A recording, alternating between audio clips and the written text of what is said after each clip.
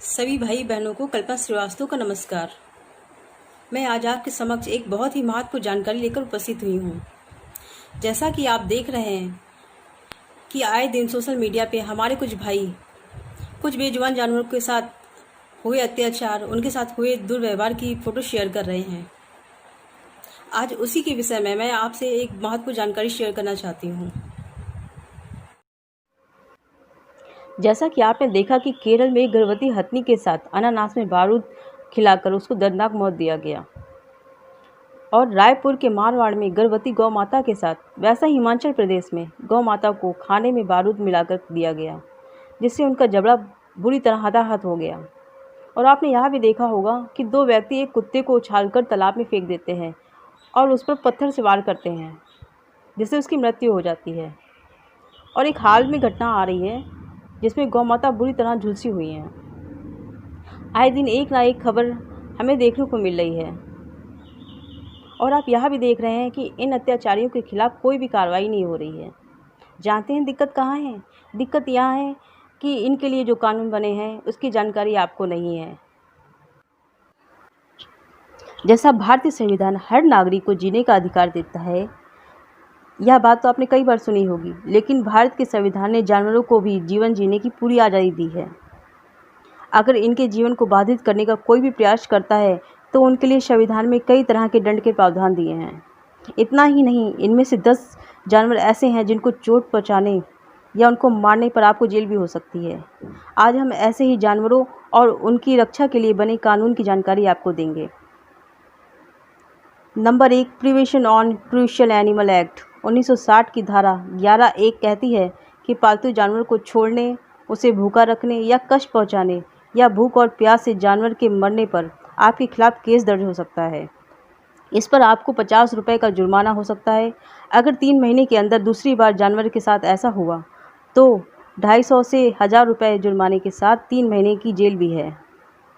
Number 2, भारतीय दंड संहिता की धारा 428 और 429 के तहत अगर किसी जानवर ने या जानवर को जहर दिया, जान से मारा, कष्ट दिया, तो उसे 2 साल से 7 साल तक की सज़ा हो सकती है। इसके साथ ही कुछ जुर्माने का प्रावधान भी है। भारत सरकार के एनिमल बर्थ कंट्रोल 2001 के अनुसार किसी भी कुत्ते को एक स्थान से दूसरे स्थान पर भगाकर नहीं ले जा सकते। अगर कुत्ता विषैला है और काटने का भय है तो आप पशु कल्याण संगठन में संपर्क कर सकते हैं, लेकिन उसे मार नहीं सकते हैं। यह भी एक अपराध है। नंबर 4, भारत सरकार ने एनिमल बर्थ कंट्रोल रूल 2001 की धारा 38 के अनुसार किसी पालतू कुत्ते को स्थानांतरित करने के लिए चाहिए कि उसकी उम्र 4 माह पूरी हो चुकी हो। इसके पहले उसे एक स्थान से दूसरे स्थान में नहीं ले जाना चाहिए। यह भी एक अपराध है। नंबर 5, जानवरों को लंबे समय तक लोहे की साँकड़ या किसी भारी रस्सी से बांधकर रखना भी अपराध की श्रेणी में आता है। अगर आप जानवर को घर के बाहर नहीं निकालते हैं तो यह एक कैद है। ऐसे अपराध में 3 महीने की जेल और जुर्माना है। Number 6, prevention on crucial animal act 1960 की धारा 11(a) के तहत अगर किसी गौशाला या कांजी हाउस किसी के घर में जानवर या उसके बच्चे को खाना और पानी नहीं दिया जा रहा है तो यह अपराध ऐसे अपराध में है जिसमें 100 रुपये तक का जुर्माना लग सकता है। नंबर 7, मंदिरों और सड़कों जैसे स्थानों पर जानवरों को मारना अवैध है। पशु बलिदान रोकने की जिम्मेदारी स्थानीय नगर निगम की है। पशुधन अधिनियम 1960, वन्य जीवन संरक्षण अधिनियम 1972, भारत दंड संहिता IPC के तहत ऐसा करना अपराध है। नंबर 8, किसी भी जानवर को परेशान करना, छेड़ना, चोट पहुंचाना, उसकी ज़िंदगी में व्यवधान उत्पन्न करना अपराध है। ऐसा करने पर 25,000 रुपये तक का जुर्माना और 3 साल तक की सज़ा हो सकती है।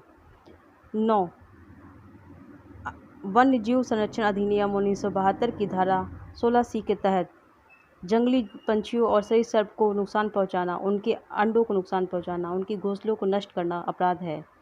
अगर जिस पेड़ के ऊपर इनका घोंसला है, अगर उस पेड़ को भी काटा जाता है तो यह भी एक अपराध है। ऐसे अपराध के लिए 3 साल से 7 साल तक की सज़ा और 25,000 रुपये तक का जुर्माना है। Number 10, transport of animal rules 1978 की धारा 98 के अनुसार पशु को स्वस्थ और अच्छी स्थिति में ही एक स्थान से दूसरे स्थान पर ले जाना चाहिए। किसी भी रोगग्रस्त थके हुए जानवर को यात्रा नहीं करानी चाहिए। ऐसा करना भी अपराध है। वन्य जीव संरक्षण क्या है, यह जानिए। जानवरों पर हो रहे अत्याचार को रोकने के लिए भारत सरकार ने वर्ष 1972 में भारतीय वन्य जीव संरक्षण अधिनियम पारित किया था। इसका मकसद वन्य जीव के अवैध शिकार, मांस और खाल व्यापार पर रोक लगाना था। इसमें वर्ष 2003 में संशोधन किया गया, जिसका नाम भारतीय वन्य जीव संरक्षण अधिनियम 2002 रखा गया। इसमें दंड और जुर्माना को और भी कठोर कर दिया गया था। भारतीय संविधान की अनुच्छेद धारा 51(a) के अंतर्गत सभी जीवित प्राणियों के प्रति सहानुभूति रखना सभी नागरिकों का मूल कर्तव्य है। तो आप सभी अपने कर्तव्यों को निभाएं और आपके आसपास कोई भी ऐसी घटना होती है तो आप बिना डरे उसकी रिपोर्ट करें और उस पर कार्रवाई करवाएं। जब तक हम सब जागरूक नहीं होंगे तब तक इन अत्याचारों को रोका नहीं जा सकता। तो आशा करती हूँ कि आप सभी अपने कर्तव्यों को निभाएंगे। धन्यवाद। जय श्री राम।